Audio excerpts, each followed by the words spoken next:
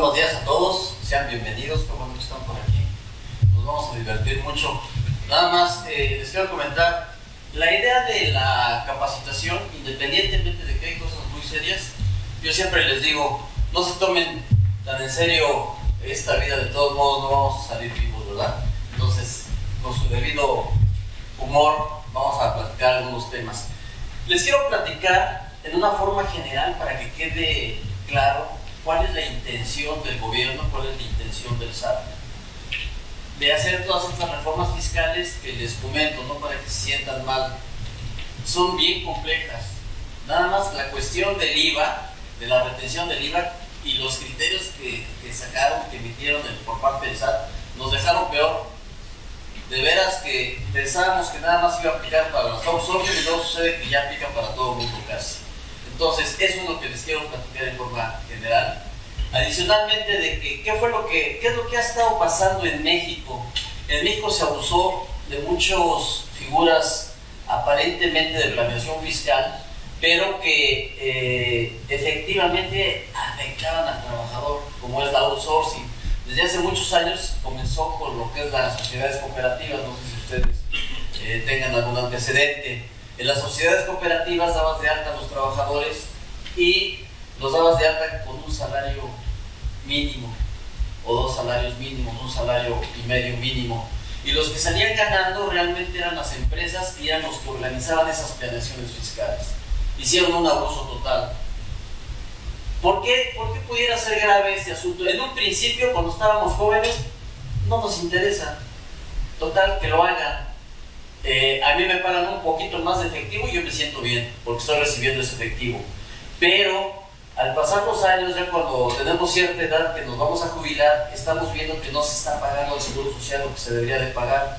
Que cuando nos vamos a jubilar, vamos a tener una jubilación de 2.500 pesos mensuales que no alcanza a nadie para nada. O de 1.500 y con unos trabajos nada más va a alcanzar para sobrevivir.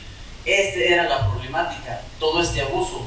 Había compañías outsourcing que de plano no pagaban ni el IVA, o sea, hacían la facturación a las empresas a las cuales les ponían a su disposición trabajadores y ni siquiera pagaban el IVA de esa facturación. Entonces, la afectación al fisco federal fue bastante fuerte. Esto es lo que ha querido el gobierno desde hace muchos años, tratar de meter en orden a todo ese tipo de planeaciones mal hechas, que a los que afectaban principalmente eran a los trabajadores. Y todas estas reformas, les comento, para los muchachos que veo aquí, los estudiantes de contabilidad, desde hace como 5 o 6 años, han estado declarando a la carrera de contador público como una profesión en extinción. Siempre han dicho, ya se va a acabar el contador público, nada más aprietas una teclita y ya te da la declaración el SAT. Pero para gusto de todos ustedes, déjenme decirles que el SAT cada día nos da más trabajo. Y afortunadamente nos da más trabajo, pero que desgraciadamente tenemos que estudiar mucho. Tenemos ley de lavado de dinero y presentar los avisos. Ahora lo nuevo que viene también es la declaración de esquemas reportables. A ver qué planeaciones están haciendo y los tiene que declarar el asesor fiscal. En caso de que no lo haga el asesor fiscal, lo tiene que declarar la empresa. Ya existe responsabilidad penal. Cualquier asunto que exista dentro de las empresas, como que se vislumbre que es una planeación fiscal, ya hay consecuencias penales. Entonces hay que tener mucho cuidado cómo vamos a manejar las cosas. Y no quiero que se espanten, porque hay muchos contadores que les digo, ustedes son los caballos del apocalipsis, inmediatamente hablan de que ya nos van a, la ley de extinción de dominio, nos van a quitar nuestra casa, y la van a rematar y no nos van a dar tiempo de defensa. Señores, el derecho tiene que existir, tiene que haber el debido proceso y tiene que haber las debidas pruebas para que nos acusen de un delito. Entonces, no es tan sencillo. Lo que pasa es que estamos mal informados por mucha gente. Les comento, este material pues, estaba hecho como para 10 horas, que son los cursos que damos en el Colegio de Contadores Públicos. Voy a tratar de resumir lo que es lo más importante para ustedes, que veo que se maneja más cotidiano. Y vamos a tratar de resumir esto.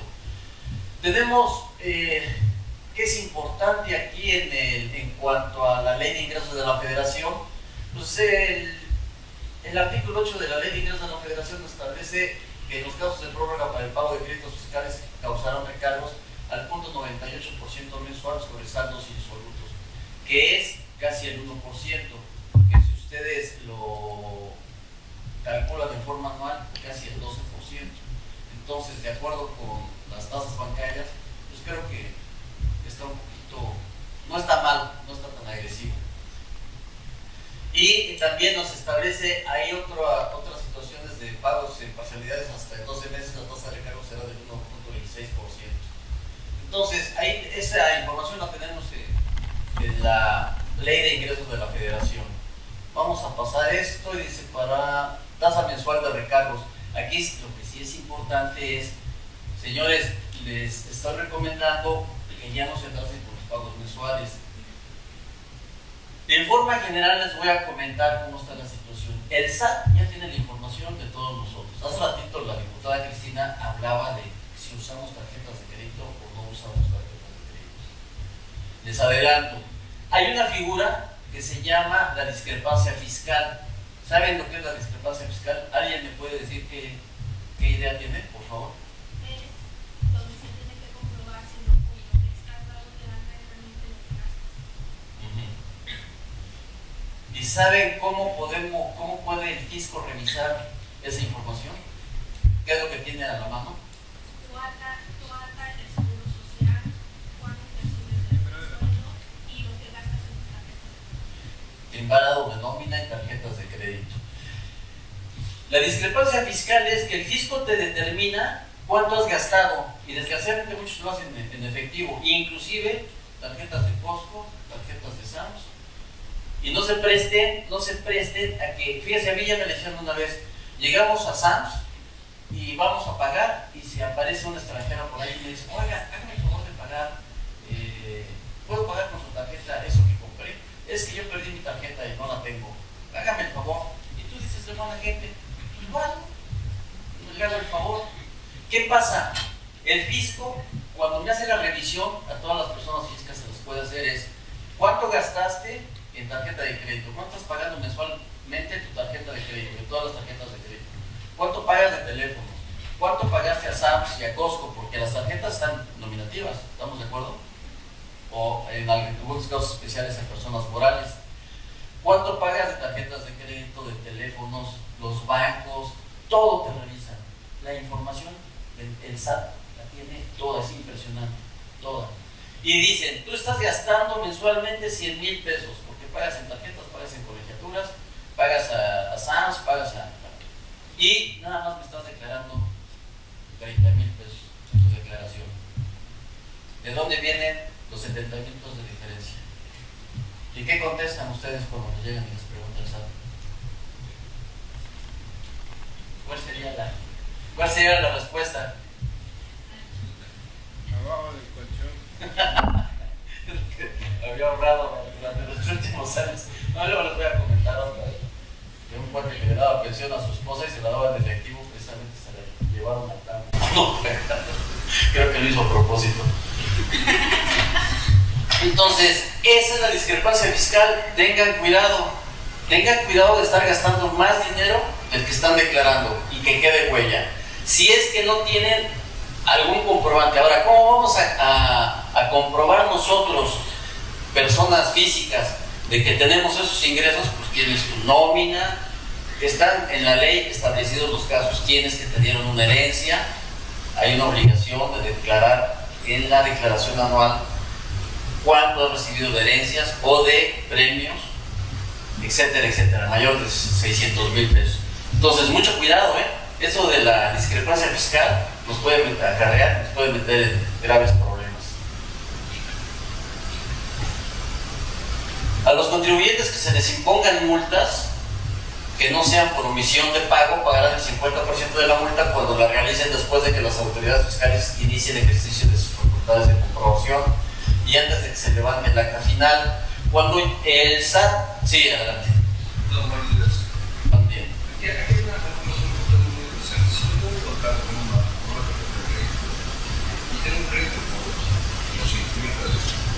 Ajá. Yo puedo estar gastando, digo, mientras el banco me siga manteniendo el crédito, digo, ¿cuál discrepancia? O sea, yo tengo un límite de piso con el banco y tengo que pagar mínimos de 3, 5 o 10 mil pesos mensuales, pero pues yo puedo deberle al banco millones, es un problema entre el banco y yo, no el fisco. O sea, ¿qué pasa ahí? Porque realmente, digo, pues yo le puedo deber, gano 50, pero le debo 1 millón al banco, a la tarjeta de crédito, pero pues mientras yo pague mis mensualidades, ¿por qué existe una discrepancia? Es un contrato privado entre el banco y el particular, ¿no? ¿Un contrato privado como persona física o como persona moral? Cuando es una tarjeta, pues Lo que tendríamos que sí demostrar es en determinado momento de dónde sale el dinero para pagar ese crédito. por eso, pero pagas tu mensualidad, tu mínimo, y de la tarjeta de crédito. ¿No? Tú tienes, el banco te otorga a ti el banco, cuando tú firmas, para sacar cualquier tarjeta, firmas un contrato entre tú como persona física y el banco. Y el banco determina cuánto te puede prestar, ¿sí? Si eres, después de los años y demás, el banco para hacer negocio te va incrementando tu línea de crédito. Puedes llegar a tener una línea de crédito de 1.000 pesos, ¿sí? Y a lo mejor deberle 800,000 pesos al banco. Tu pago mensual, ¿sí?, para la discrepancia, pues puede ser de 5 o 7 mil pesos mensuales. Mientras tú pagues esos 5,000 pesos, ¿qué importa lo que tú le debas al banco? O sea, ¿en qué momento hay una discrepancia ahí? Si el problema ahí es, si es lo que tú le debes al banco, o sea, es entre el banco y el particular. No, ahí no hay ningún problema. El problema sería que el SAT haya detectado de que se está gastando más dinero. Entonces, sí tomaría en cuenta, a ver, estás pagando ese crédito bancario, está correcto, te lo prestaron y estás pagando el mínimo, no hay problema. Pero adicionalmente tienes otros gastos como persona física. Sumo todos esos gastos y voy a checar contra lo que me estás declarando en tu declaración mensual, tus pagos provisionales. Y si ahí estás gastando más dinero de lo que me estás declarando, entonces te voy a preguntar, a ver, dime por qué es la diferencia. ¿Sí queda claro? ¿Alguna duda? A ver si adelante. ¿Cómo se complementa la gente? Digamos, independientemente de que uno pueda financiarse con deuda, ¿qué pasa si un ejercicio no tienes muchos ingresos, pero tienes gastos altos? Pero esos gastos los estás haciendo con tu ahorro. No habrá una discrepancia fiscal ahí. Sí. Y el problema ahí, déjenme decirles, cuando te revisa el SAT se pone muy necio. Perdón si hay alguien del SAT, pero yo sé que los mandan a chambear y a recaudar. Entonces, es su chamba. Me decías que entonces tú te estás financiando. Digamos, este año no tengo muchos ingresos. Y dices que estás pagando con tus ahorros. Estoy pagando con mis ahorros. Pues es que tendríamos que demostrar de dónde sacan los ahorros. Si los tienes en banco no hay problema, pero si... Nada. Si estás sacando el dinero del banco para pagar, no hay ningún problema. El problema es que lo saques en efectivo y no tengas un origen que puedas demostrar. ¿Sí? Ese sería el problema. Entonces ya no existe que yo le hacía un préstamo a la compañía, fiscalmente lo metía en efectivo, luego los artículos de la otra mucho, pero contablemente entraba como un préstamo a la compañía. No, ya ni lo hagan, ¿eh? Ni lo hagan así, no. El SAT llega y ve el estado de cuenta y dice ingresos y en efectivo, y va sobre de ti y te va a decir, a ver, demuéstrame de dónde vino el dinero. Si no tienes cómo comprobarlo porque es que lo sacaste en efectivo, porque lo tienes ahorrado en el colchón, es ingreso. Y vas a tener que pagar impuestos sobre ese dinero. Entonces eso ya no se puede hacer. Y desgraciadamente el SAT está muy cerrado en ese tipo de situaciones. Entonces, ya no se lo recomiendo que sigamos con esas prácticas. ¿Okay? ¿Alguna duda más?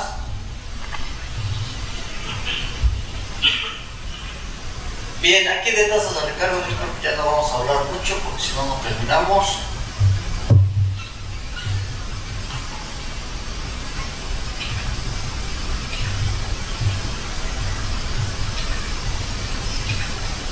Vaya.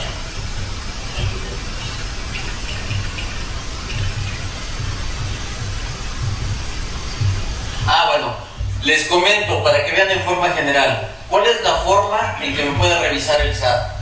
El SAT tiene 3 formas de revisarme, que puede ser una auditoría de gabinete, una revisión de gabinete, que es, mándame la información y yo te reviso acá cómodamente en las comodidades de mi oficina y ya te digo en la comodidad de la tuya cuánto tienes que pagar. Como cómodamente en el banco. ¿Okay? La otra es una revisión, una directa, que se van y te revisan directamente en tu empresa y empiezan a revisar papeles. Y la otra es, que ya da más miedo, las electrónicas, porque recuerden, los CFDIs de ingresos, los CFDI de gastos, los CFDI de nómina, ¿qué es el CFDI? Comprobante fiscal digital por internet, que es, como conocemos actualmente, lo que anteriormente eran las facturas. Entonces son las facturas electrónicas.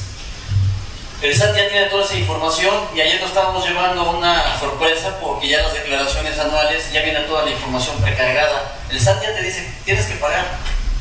¿Y saben cuál es el problema? Que no puedes modificar los montos de esa declaración anual. Tienes que buscar la manera de que tú finalmente vas a pagar lo que tú determinaste en tus papeles de trabajo. Pero tengan, contadores, tengan bien guardados sus papeles de trabajo y bien amarrados, porque si en determinado momento llega el SAT y dice, oye, no me hiciste caso en mi declaración, toda la información que tenías precargada, ya tiene precargados los ingresos, tiene precargados los gastos, tiene precargada la nómina. El SAT dice, mis números son correctos porque es lo que tenemos aquí registrado en el SAT, de los CFDIs que tú hiciste. Entonces, es más trabajo para los contadores. ¿Saben cuál es el único problema de los contadores? Que hacemos más trabajo pero no sabemos cobrar. Entonces, ¿y qué le dice el cliente? Perdón, está viendo, me va a regañar al rato. ¿Para qué nos enseñas a cobrar? El problema es que se viene mucha chamba y el problema es que tienes que tener bien amarrados tus papeles de trabajo, porque el SAT te va a decir al rato, oye, los ingresos que tenía yo de acuerdo con mi declaración precargados son de 1 millón y tú me declaraste 800. Pues, tienes que presentar los papeles de trabajo, tienes que presentarle tu chequeo o tu comparativo que haces de los CFDIs que tienes en tu empresa contra el CFDI que tiene el SAT en sus sistemas. Entonces, se está volviendo muy complejo esto. Por eso es que ya no nos da tiempo y ya no nos da oportunidad el SAT de estar explicando y de estar corrigiendo, que es un trabajar de inicio. Yo creo que después lo van a corregir, pero ahorita va a ser un trabajo bastante pesado. Y seguramente en abril o en mayo ya va a estar después de que presentemos las declaraciones de personas morales, que es el último de marzo, que nos diga el SAT, oye, tienes una diferencia en los ingresos, hay que estar explicando. Entonces va a ser bastante trabajo. Entonces, cuando hacen las auditorías, el SAT va haciendo sus actas de observaciones, y me dice, oye, estoy observando esto, dame la explicación, te va a dar tiempo, y aquí al final es la última acta parcial y el acta final. En ese lapso es cuando tenemos oportunidad de obtener algún descuento. Si no lo hacemos, ahí se puede perder.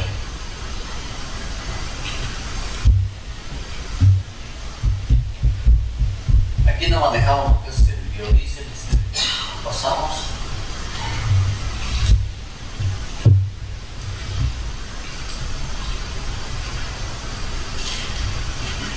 En el sistema financiero, por pago de intereses, se incrementa lo que es el porcentaje de retención al 1.45 anual. ¿Por qué creen que el SAT lucha y nos legisla constantemente para que se haga retención a ciertas personas? Porque había personas físicas que expedían comprobantes, no se les hacía retención y no declaraban. Entonces la intención del SAT es de que ustedes mismos contribuyentes me están haciendo mi labor de fiscalización. Tú, persona moral, que le estás pagando a una persona física por venta de desperdicio, le estás pagando un dinero, le haces una retención y me lo reportas a mi SAT, pero ya me lo vas a reportar con su registro federal de contribuyentes y con los datos de esa persona. O sea, ya lo estás exhibiendo. Yo cómodamente el SAT, detrás de mi escritorio, digo, esta persona no está dada de alta y me voy sobre ella a cobrarle, porque ya ustedes contribuyentes ya me dijeron que le están pagando a tal persona tal dinero. Eso es lo que busca el SAT y eso es lo que busca con el IVA también, con la retención del IVA. Que todas aquellas personas que acostumbraban a facturar y no pagar impuestos, me los exhibes a mí, yo lo reviso cómodamente con mis sistemas digitales, con mi computación, y si veo que no están pagando impuestos, sobre ellos. ¿Okay? Esa es la idea general.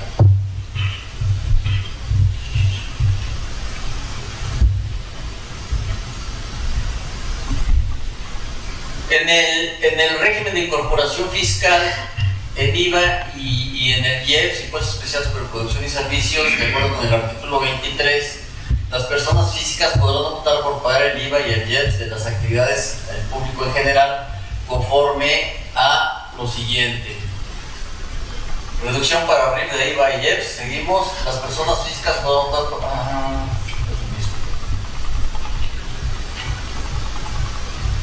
Entonces ahí tenemos más tasas en alimentos no básicos de alta densidad calórica. El IEPS en tabacos. Ok. Si hay algún tema que vean que estoy pasando y que quieran que les interese, porque si lo estén manejando, me avisan, por favor. Yo lo paso porque básicamente Cancún, todo Quintana Roo somos más hoteleros que cualquier otra industria. Entonces, toco más esos temas.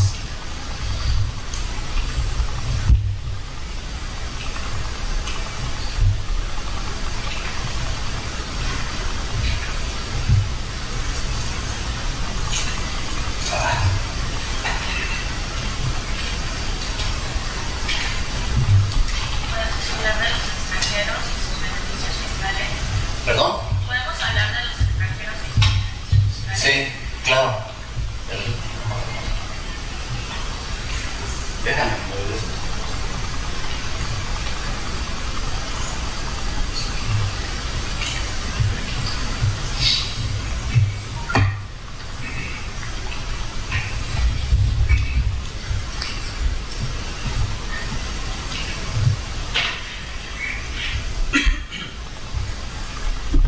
A ver, en cuanto a su contratación laboral, nada más para no pasarme, de acuerdo con el artículo 27 de la Ley del Impuesto sobre la Renta, fracción quinta y tercer párrafo, bueno, se elimina la obligación del contratante de obtener el contratista copia de los comprobantes de nómina de los trabajadores que le hayan proporcionado el servicio, acusos de recibo de pago de los cuotas obrero patronales al IMSS y del pago del IVA en relación con la subcontratación laboral.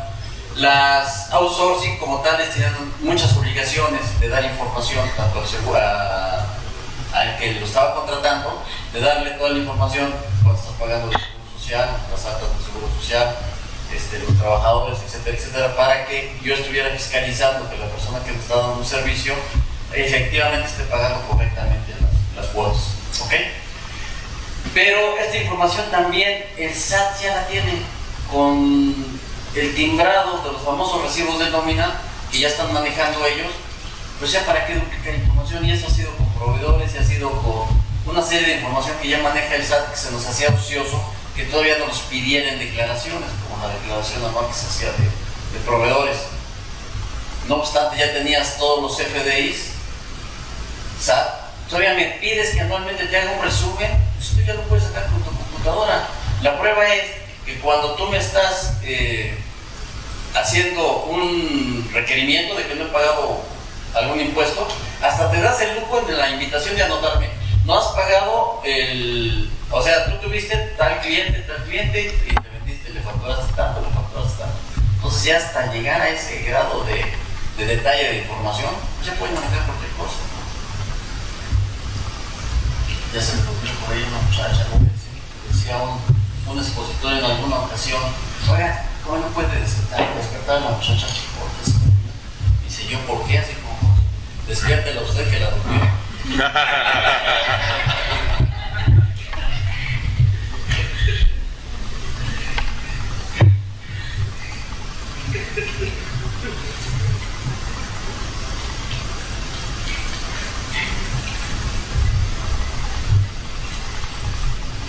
A ver, también no podrán ser RIF, eso es importante, régimen de incorporación fiscal, recuerden, aquellos que presten servicios que enajenen bienes por internet a través de plataformas tecnológicas, aplicaciones informáticas y similares. Los RIF que el 31 de diciembre del 19 caen en ese supuesto, aún y cuando no hay normatividad deberán pagar el ISR conforme al RIF. ¿Ok?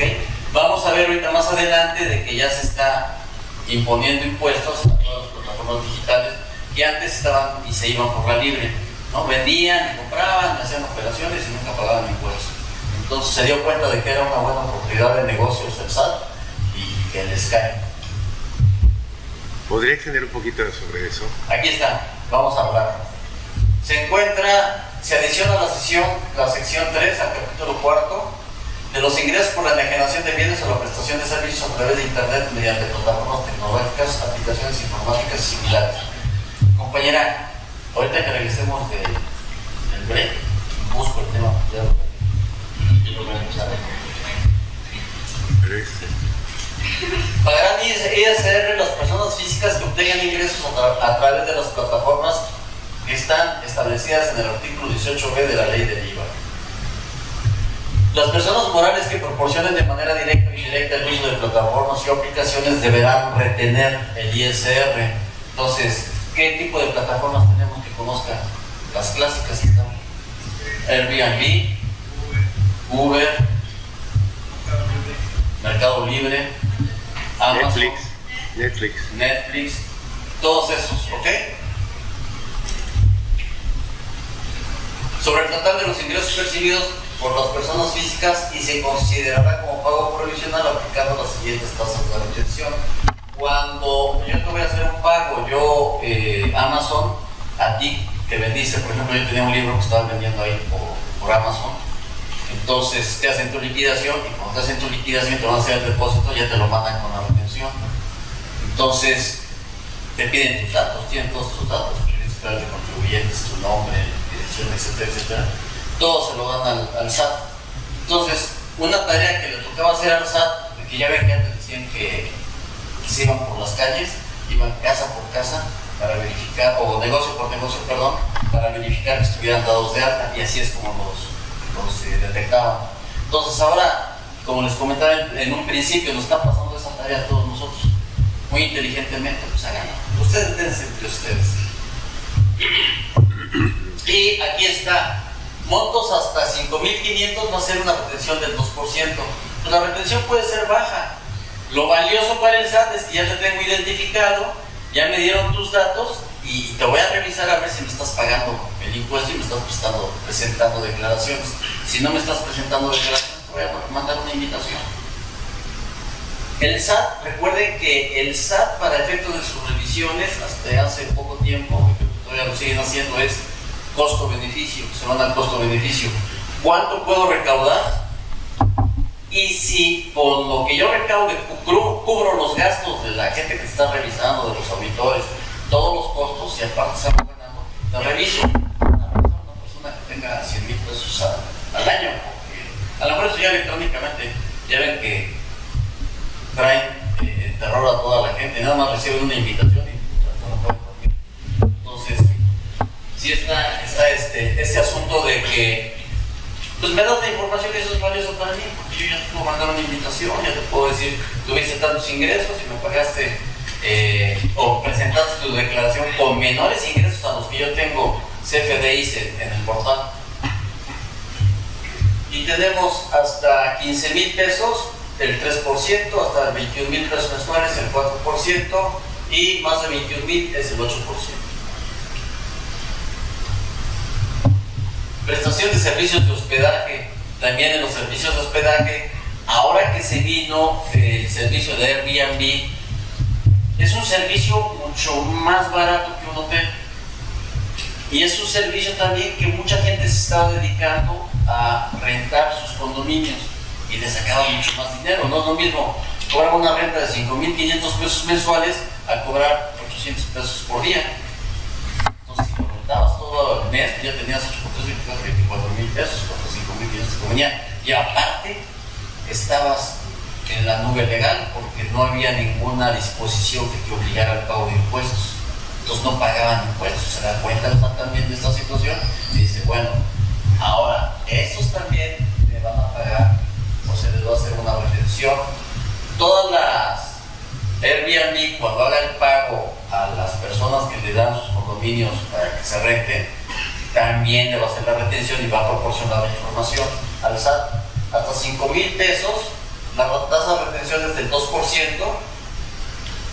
y hasta 1,500 el 0.04 tasa de retención. Entonces, de hasta 15,000 o hasta 5,000 el 0.05 la tasa de retención, y más de 35,000 ahí tenemos el 10 y más de 100,000 el 5.05. 1.4 sobre el ingreso mensual.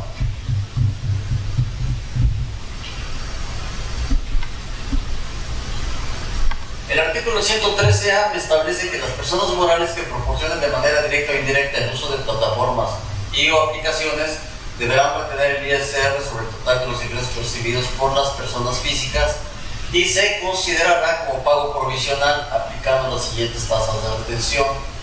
¿Qué quiere decir que es pago provisional? Sí, adelante.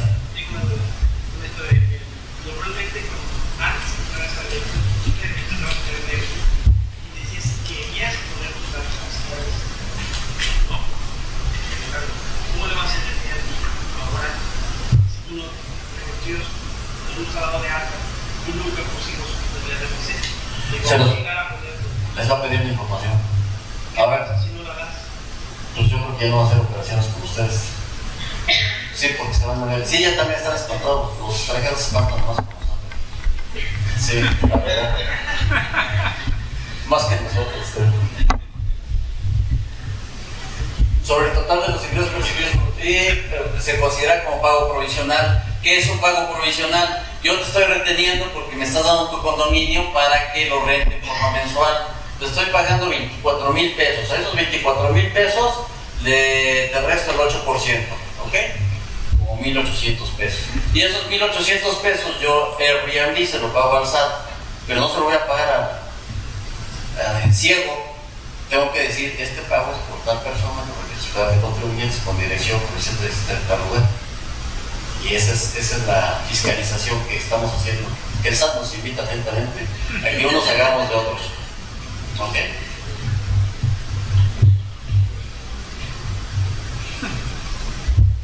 Más los porcentajes. Cuando las personas físicas reciben pago directamente de los usuarios y adquirientes de las plataformas y o aplicaciones que no rebasen los 300,000 pesos en el ejercicio, acreditando el ISR retenido que viene en su caso, considerarán dicho pago como pago definitivo. Les comentaba, tu declaración mensual, lo que te está reteniendo la plataforma digital, es un pago provisional. ¿Qué quiere decir? Que tú lo vas a poder acreditar cuando hagas tu declaración con el total de ingresos, porque a lo mejor tienes dos condominios, le rentas uno a Airbnb y le rentas otra plataforma, juntas los dos ingresos, tienes la obligación como contribuyente y sobre el total las cuentas de cuánto debes de pagar de impuestos sobre la renta. Y al impuesto que determines ahí, le vas a restar la retención que te hicieron estas plataformas. ¿Ok? O sea, es un pago a cuenta del impuesto sobre la renta. ¿Está claro?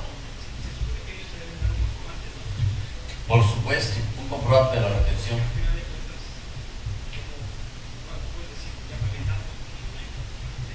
No, tienen la obligación. Tienen la obligación. Y digo, y mal harían ustedes también no solicitárselo porque me estás quitando dinero y no me dices de qué. Ok, sí, hay que solicitarlo.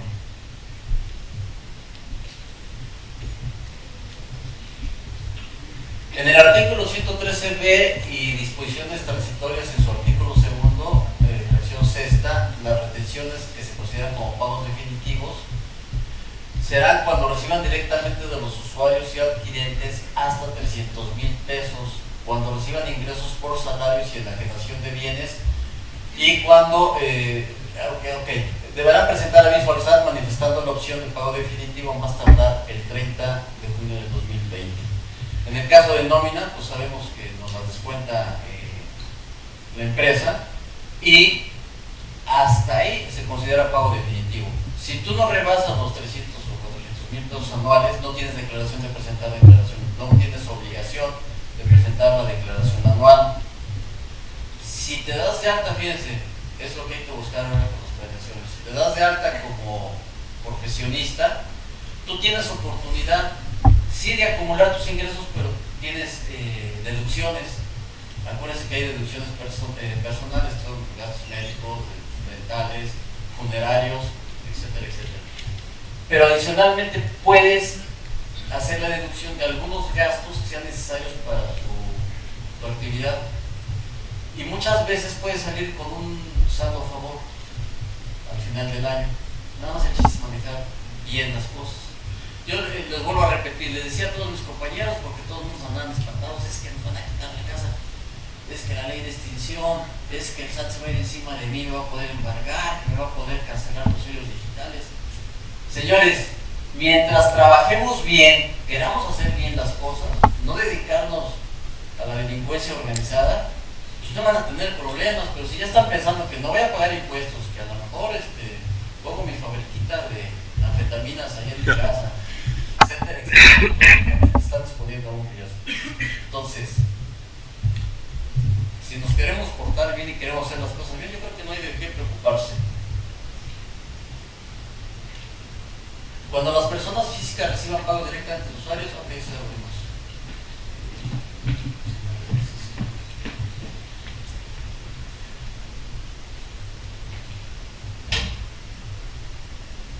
¿Cuál es la obligación de los retenedores? Lo que hablábamos de arriba. Expedir el CFDI donde consta el monto del pago y las retenciones a más tardar dentro de los 5 días del mes siguiente a que correspondan. O sea, las plataformas digitales van a tener la obligación de hacerle su CFDI con la retención. Por el 2020, en lugar del CFDI, podrán expedir un comprobante que contenga importe, concepto, tipo de operación y el IRFC.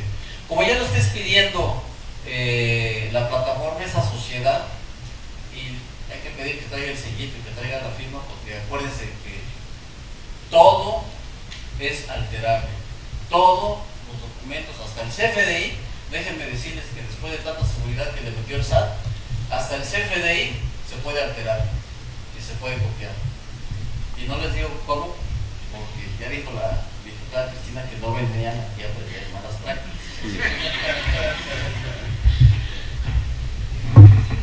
Retener y entregar el impuesto cuando no cuente con RFC será del 20% de retención. ¿Ok? Ahí está el castigo para los que no quieran dar el RFC. Retención como pagos definitivos es el mismo caso que hablamos anteriormente. Expedir CFDI donde conste el monto del pago de retenciones a más tardar dentro de los 5 días del mes siguiente al que corresponda. Igual, por el 2020, en lugar del CFDI, podés pedirse el comprobante que contenga importe, concepto, tipo de operación y RFC. ¿Okay? Y los que no tengan el RFC, la retención podrá ser hasta de un 20%.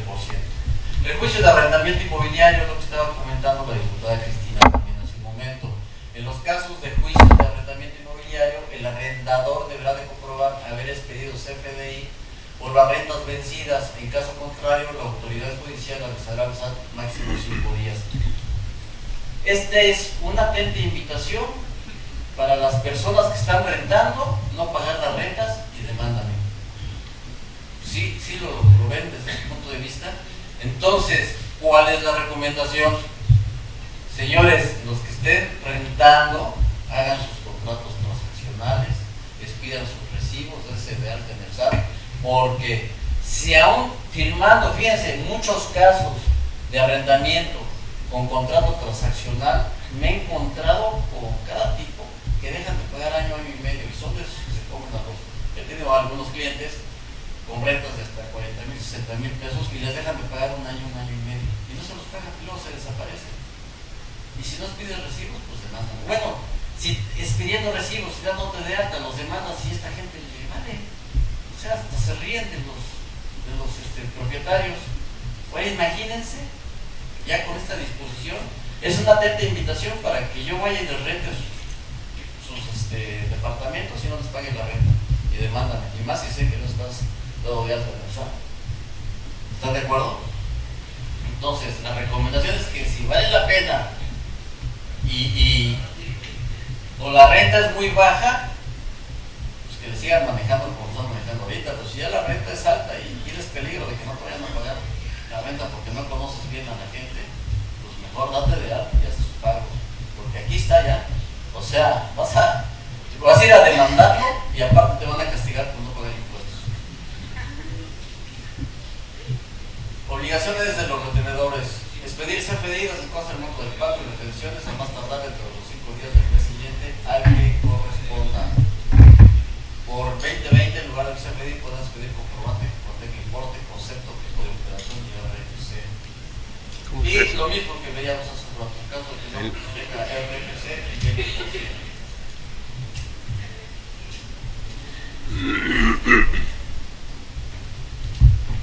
Se elimina la figura de los fideicomisos de infraestructura y bienes de raíces privadas, los famosos FIBRAS, al modificarse la fracción quinta y eliminar la posibilidad de que sean adquiridos por grupos de inversionistas, quien a la entrada en vigor aplicaba el esquema contará con 2 años para pagar el ISR causados por las ganancias obtenidas en la enajenación de los bienes realizados del fideicomiso. Estas fibras eran para hacer obras y también se estuvo usando con la planeación fiscal.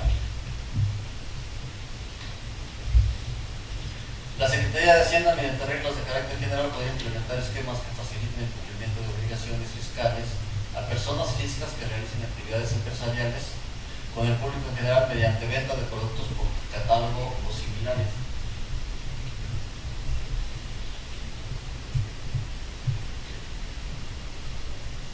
Bueno, eso ya es un convenio con las entidades federativas. La retención del 6%, la famosísima retención del 6% que tenemos en el artículo 2A, 1A, y está en la fracción cuarta. Y eso se lo quiero estudiar a fondo para que entiendan todas las posiciones que existen y que llegamos a determinar al final que los grandes fiscalistas, ninguno tiene la razón y ninguno está de acuerdo. Sean personas morales o personas físicas. Personas morales, una sociedad. Personas físicas, bueno, nosotros. Con actividades empresariales que reciban servicios a través de los cuales se pongan a disposición del contratante o de una parte relacionada de este personal que desempeñe sus funciones en las instalaciones del contratante o de una parte relacionada a este. Hasta aquí todo va bien. ¿Qué se entiende que es esto? ¿A quién va dirigida esa disposición? Va dirigido a las outsourcing. Yo te doy servicios de personal, pongo el personal a disposición tuya y va a hacer los trabajos en tus instalaciones, como se acostumbra en los hoteles. ¿Ok? O no, dice, o incluso fuera de estas, estén o no bajo la dirección, supervisión, coordinación o dependencia del contratante, independientemente de la denominación que se le dé a la obligación contractual. En este caso, la retención se hará por el 6% del valor de la prestación efectivamente pagada. Y hasta aquí todo iba más o menos, porque aquí te dice, estén o no bajo la dirección, supervisión, coordinación o dependencia del contratante. Se supone que si yo soy, a ver, vamos a poner el clásico ejemplo. ¿Cuál es el clásico ejemplo que pudiéramos tener normal de una subcontratación? Seguridad. Los elementos de seguridad. ¿Por qué los subcontratamos? Porque deben de tener un conocimiento especializado. Bueno, se supone que eso es teórico. De saber cuestiones de defensa personal, de saber cuestiones de estrategia, de saber cuestiones de vigilancia, de hacer un rondín y pasar cada determinado tiempo, así como en las películas de Hollywood, ¿no? Cada 3 minutos. Ahí están pasando, dando la vuelta por la propiedad, etc. Y bajo, ¿quién les da las instrucciones a los de seguridad? Si yo lo contrato para un hotel, díganme, ¿quién les da las instrucciones? Ustedes van a llegar al hotel y van a decir, oye, te doy mi servicio de vigilancia, dime cómo le hacemos para vigilarte. ¿Perdón? No. La misma empresa de vigilancia. La misma empresa de vigilancia te va a decir, tienes tantas unidades, tienes esto abierto hacia la calle, debe de haber una vigilancia de este lado, vamos a hacer rondines de tantos minutos. Cada que pase un vigilante de seguridad va a firmar una bitácora de que sí efectivamente pasó, porque lo clásico era que los vigilantes en la noche se quedaban dormidos, ¿no? Entonces, para evitar este tipo de situaciones. Entonces, ¿quién es el que da la cuestión técnica? La empresa, son los especialistas. Y yo voy a ti hotel y te voy a decir, vamos a checarlo de esta manera y vamos a poner cámaras de seguridad aquí, cámaras de seguridad allá, a manera de que quede todo bien protegido y no te vayan a robar tu propiedad. ¿Okay? Entonces, la empresa que está contratando o los condominios no le van a decir al de seguridad, a lo mejor le dicen, oye, fíjate que vi un sospechoso allá en la playa, vete a dar una vuelta, en algunos casos.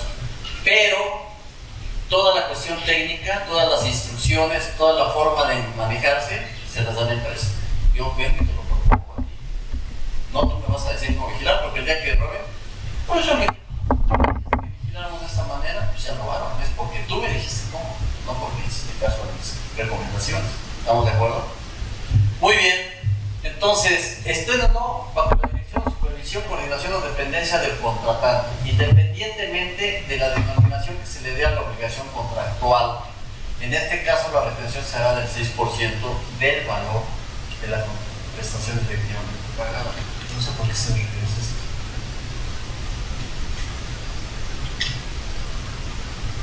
Ok.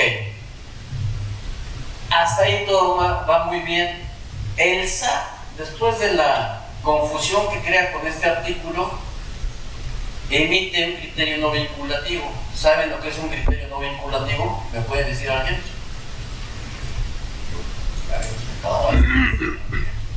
Yo les voy a preguntar. Y dicen, como en la Biblia, los últimos serán los primeros, ya sé porque se van hasta atrás, porque se quedan dormidos.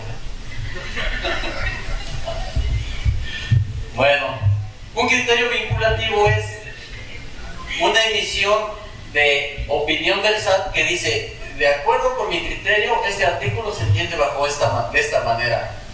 Y créanme que el criterio vinculativo fue más desafortunado que la ley, porque ahí sacan o determinan que por qué vamos a hacer la retención. Sacan algo nuevo que no existía ni en la ley ni en ningún lado, que de acuerdo al que reciba al final, el que salga beneficiado es si vas a hacer la retención o no. Si sale beneficiado a quien estás poniendo el personal a disposición, entonces sí debes de hacer la retención. Luego te sacan un criterio, te dan 5 ejemplos y te dan un ejemplo de un contador. Tú vas como contador y prestas los servicios y tienes una gente metida ahí todo el día para que esté manejando los papeles, para que esté capturando la información. Y dice el SAT, en su criterio no vinculativo, que la empresa no es la beneficiaria, que es el despacho, porque el trabajador está haciendo el trabajo de captura de información para beneficio del despacho, para que el despacho cobre sus honorarios a la empresa. Déjenme decirte que es la peor de las confusiones que están creando. La verdad ya no se sabe por qué. Muchos, el criterio en Yucatán que tenían todos los fiscalistas es retén tú y quítate de problemas. Finalmente, si ustedes van a tener problemas, miren, yo la recomendación que doy es, de acuerdo con el tamaño del animal que piensas matar, la piedra, ¿no? Y que la aguantes, sobre todo no sacar una roca así que le pegas. Entonces, si vale la pena aventarse el pleito con el SAT, se le puede ganar, porque todo está bien confuso. Y aparte, les hago la observación, el criterio vinculativo del SAT no obliga, porque no es ley. Es un criterio que ellos dicen, yo lo entiendo así, pues me da mucho SAT, a todo dar, si lo entiendo así, pero a lo mejor si nos vemos las caras en los juzgados, te voy a ganar tranquilamente, por toda la confusión que estás haciendo. ¿Ok? Los criterios vinculativos que aparecen en la hoja del SAT, por eso dicen criterios no vinculativos, porque no te vinculan, no te obligan. Ellos dicen, yo cuando te revise, así lo voy a revisar de esta manera y así voy a determinar que me pagues impuestos.